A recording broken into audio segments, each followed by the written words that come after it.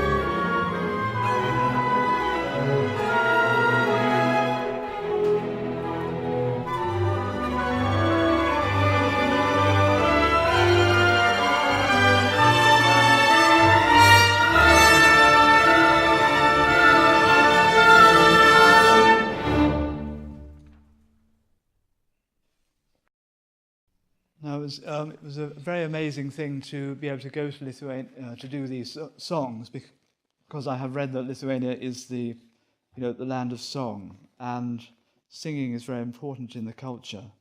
And I think it played a very big part in the independence movement as well, between 88 and 90, when there was struggle for independence, and it was called the singing revolution. There were a lot of singers, and mostly rock and pop people, but to go back and record that music in Lithuania was very, very poignant.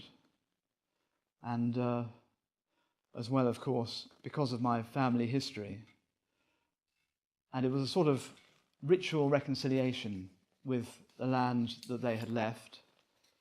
And in the intervening century, there had been such darkness and such calamity that had very much centered in that part of the world, that it was really quite a difficult experience to be there as well. And I did feel that emotion while I was there. I had never really felt it before, but I suddenly felt as I was being visited by suffering beyond myself. It wasn't my own suffering, it was some sort of collective suffering that I just became conscious of. It's very difficult to describe, particularly on the day of the concert.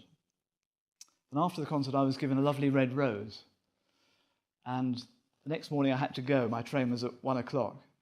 But I managed to plant it in front of the State Theatre. I hope it might still be there. I was also thinking of my grandfather and the many forms of suffering that have gone on. But also it so happened that a young man called Romus Kalanta set fire to himself on that very spot in 1972, and I actually remember that. And that was one of the first times that anyone had actually done something so dramatic to express the oppression that they felt under Soviet rule. And so it was a very strange, difficult time for me, but it was also very beautiful, cathartic, which I think these last two songs express. If we could just go straight through both songs, Philip.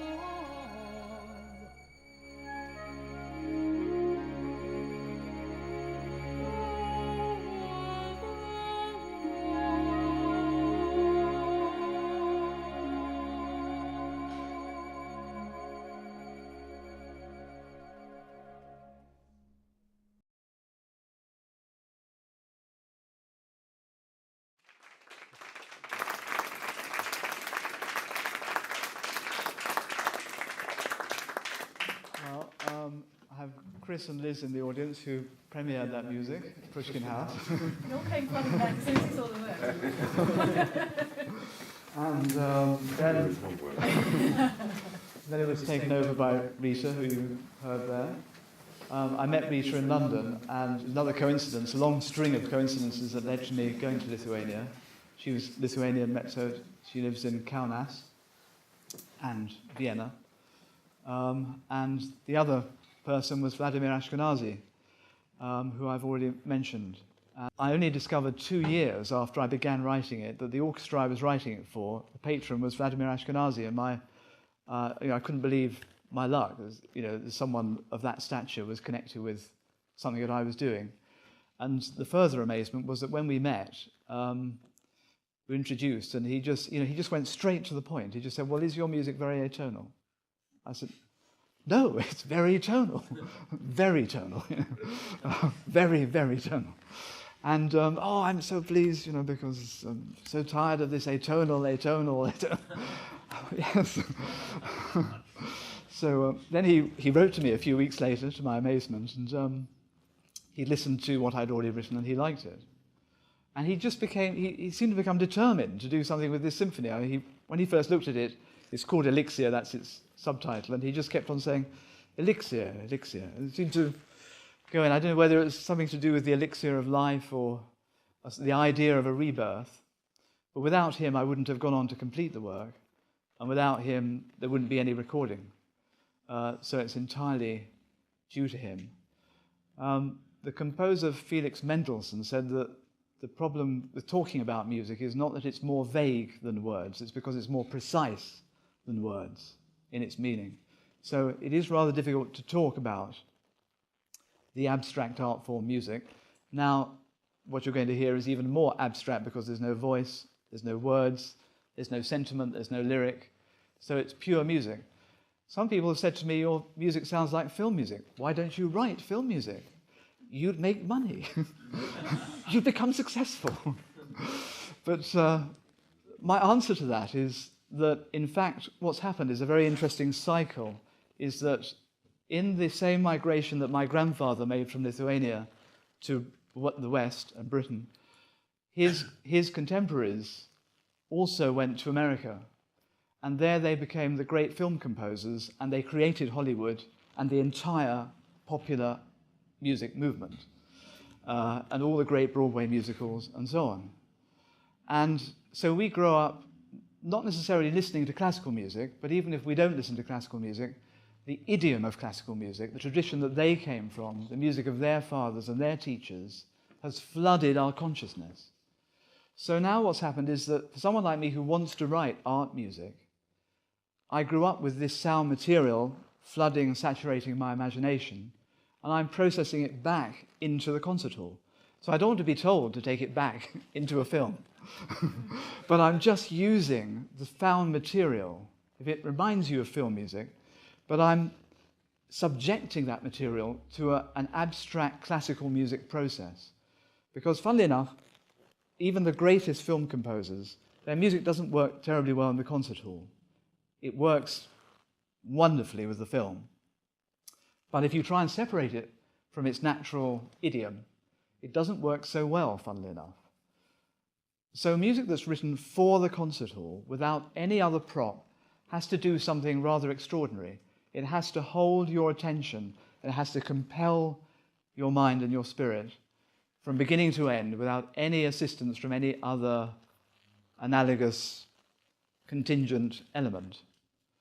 So this is the biggest challenge that you can set yourself, and I decided the time had come, and with Mr. Ashkenazy's assistance, I've managed to produce this work, and it's now been released by Naxos. I thought it'd be more interesting for you to hear just one movement from beginning to end, because you can actually then hear that dynamic. You can follow those dynamics. It's very difficult to talk about music, but you'll be able to follow the way that the musical material is transformed. Because it's the way it's transformed that is actually the subject of the music. That's what compels the mind and the brain and the emotions, is how the musical material, and you'll hear different types of material. There's an opening theme which came into my head when I was crossing Waterloo Bridge one day. Just suddenly came into my head, the opening theme. Then you hear all sorts of counter themes. sometimes you'll hear 5 or 6 layers of music at once. You'll hear different sections competing with each other, different sorts of energy.